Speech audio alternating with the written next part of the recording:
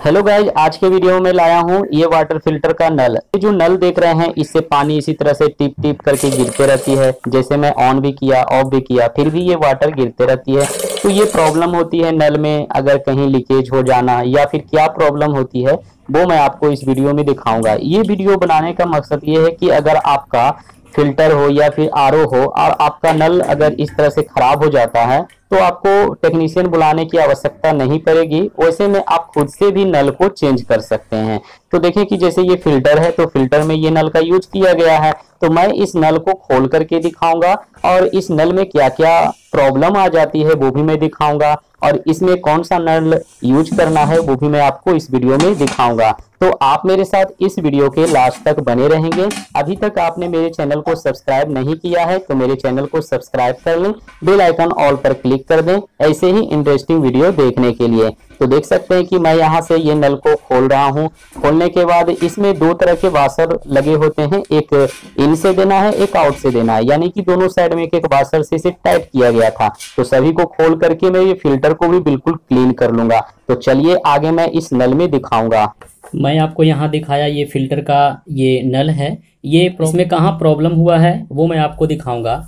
Actually अगर आपके जैसे कि आरओ है या फिर कोई भी फिल्टर है इस तरह के नल का यूज किया गया है तो प्रॉब्लम होने के बाद आप चाहें तो इसे सही भी कर सकते हैं, बट अगर इसका लवर ही अगर कट जाए तो फिर उस सिचुएशन में आपको इसे चेंज करना होगा। जैसे कि ये देखें, ये जो नल है इसमें से आप देख रहे थे किस तरह से वाटर लीक हो रही थी। तो यहाँ जो आप देख रहे हैं कि वाटर लीक होने का कारण ये जो इसकी रबर की बासर जो दी गई है ये यहाँ से ब्रेक है, ये देखें। तो इस सिचुएशन में ये अलग से अगर आप चाहेंगे कि मिल जाए तो पॉसिबल नहीं होती है जल्दी। अगर इसे सही करने का कोई और भी उपाय तो नहीं है। ऐसे कंडीशन में आप डायरेक्ट नल को ही चेंज कर दें, इसे सही करने की कोई आवश्यकता नहीं। नल को कैसे चेंज करना है वो भी मैं आपको दिखाऊंगा। तो ये भी देखें काफ़ी लूज हो चुकी है। इसके बाद वाटर जो क्या हो रहा था कि यहाँ से ये कटिंग के कारण इससे वाटर हो करके ऊपर से इसके ऊपर चला आ रहा था और बार बार यहाँ से इसके सहयोग से आकर के यहाँ से लीकेज हो रही थी। तो ये प्रॉब्लम थी, यहाँ से वाटर नहीं लीकेज हो रही थी, सिर्फ इसके ऊपर से वाटर जो है वो लीकेज हो रही थी। तो प्रॉब्लम ये होने के कारण हो जाती है। तो ये देखें कि अब मैं इसे क्या करूँगा कि इसकी कोई अब ज़रूरत नहीं है। ऐसे कंडीशन में इस नल को चेंज करना उचित हो जाता है। तो अब मैं यहाँ पर ये न्यू वाले नल का यूज करूँगा। ये जो नल देख रहे हैं बिल्कुल सही है और इसमें कैसा लगा हुआ रहता है वो भी मैं आपको दिखाऊंगा। तो यहाँ देखने के लिए मैं यहाँ से इसे खोलूँगा। आप भी अगर चाहें तो अगर आपका नल जिस तरह से ये देख सकते हैं कि काफ़ी डस्ट, इसमें पानी का जो खरापन होता है वो इसमें चिपक चुका है। तो ये काफ़ी देख सकते हैं अंदर भी काफ़ी इसके पानी का खरापन चिपकने से अगर आप चाहेंगे कि इसे मैं साफ़ करूं तो भी आप साफ़ कर सकते हैं। जैसे ये नल को यहाँ से खोल लें और खोलने के बाद आप कोई भी ब्रश का यूज करके इसे क्लीन कर सकते हैं। जैसे अभी तो ये बिल्कुल क्लीन है क्योंकि ये न्यू नल है, तो ये बिल्कुल ही क्लीन है। और इसमें रबर जो आप देख रहे हैं ये इसकी बासर होती है। ये जैसे ही अगर हम इसे ऊपर करेंगे तो देखें हल्का सा ये अप हो जाती है और जिससे वाटर जो है वो यहाँ से बाहर आ जाती है। तो इस तरह से ये वर्क करती है। अगर मैं कहूँ कि अगर एक नल जो है वो किस तरह से वर्क करती है तो एक ट्रांजिस्टर की तरह, जैसे कि ये इसका हो जाता है एमीटर, ये हो जाता है इसका कलेक्टर और ये हो जाता है बेस। जैसे ही हम यहाँ पर बेस को जैसे ही इस तरह से ऑन करेंगे तो यहाँ से कलेक्टर से वाटर आना शुरू होगा और एमीटर से आउट हो जाता है। तो एक ट्रांजिस्टर की तरह ये नल वर्क करता है और ट्रांजिस्टर अगर कहें तो एक नल की तरह वर्क करता है। तो ये सिचुएशन होती है। अब देखें ये बिल्कुल सही है तो मैं इसे सेट कर दूंगा और मैं आपको फिल्टर में लगा करके और वाटर देखूंगा कि उससे भी लीकेज तो नहीं, क्योंकि ये न्यू नल है तो कोई प्रॉब्लम नहीं होगी। सिर्फ यहाँ ये वाशर कटने के कारण ये प्रॉब्लम हो चुकी थी तो ये नल को ही मैं चेंज कर दिया। चलिए अब मैं आपको इसे सेट करके दिखाऊंगा। तो चलिए फ्रेंड्स, अब देखें मैं ये नल को यहाँ पर सेट कर रहा हूँ। ये एक वाशर इसी में लगा करके रखना है और दूसरे साइड में भी आपको दो वाशर इसके साथ मिल जाएगी। तो इनमें से एक को पहले लगाना है, इसके बाद एक को बाद में लगाना है। तो अब देखें कि मैं यहाँ पर इन करूंगा। यहाँ हॉल जो देख रहे हैं तो देखें ये हॉल में आपको इस तरह से इन करते जाना है, टाइट करते जाना है। मैं टाइट करके दिखाऊंगा।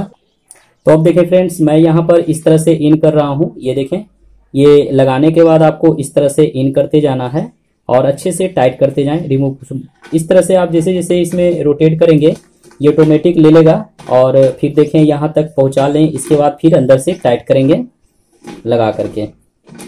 तो सेट करने का यही एक अच्छा तरीका भी है और इसी तरह से ये सेट भी हो जाती है।